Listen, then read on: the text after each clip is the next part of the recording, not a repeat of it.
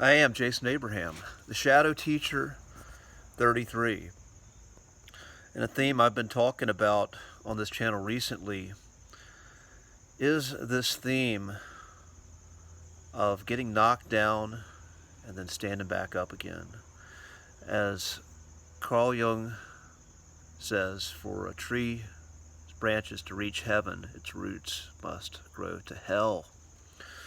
And many times when we have chosen the path of awakening to our highest potential, we've chosen the path of following Source, our spirit, to our highest good, we feel those bony demonic hands pulling on our ankles, pulling us back down into the depths of hell over and over again, facing stories, facing themes in our lives that we thought we'd confronted already, facing themes we thought that we have triumphed over, only to see that we've got more work to do.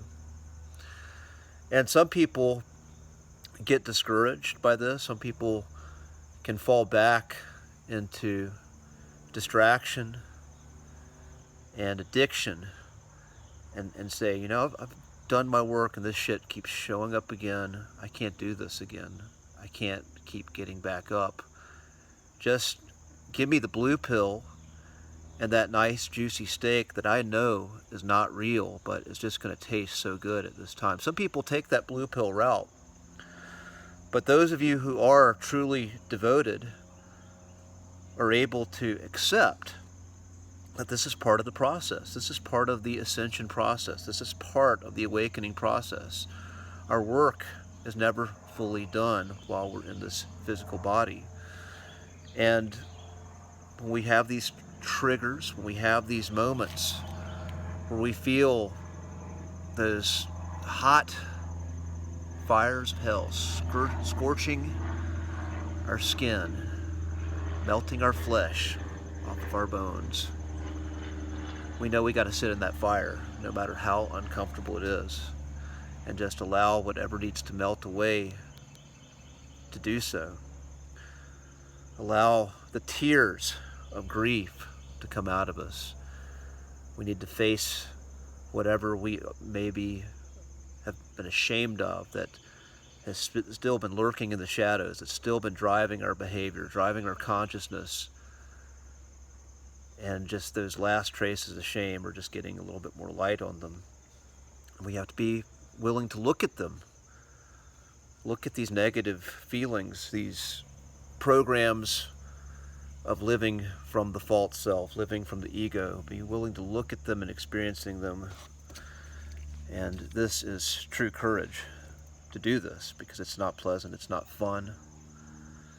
And what I'm finding myself going through this is a theme I'm going through, but it's something that many people collectively are going through.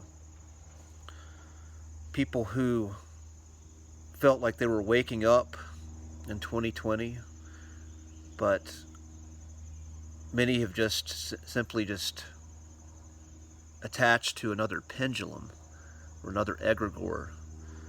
Vadim Zeland, the author of Reality Transurfing, refers to these forces that are beyond us, that harness our energy as pendulums. And there are many people who attach to the label and identity of ascension or awakening, but again are just finding themselves falling back into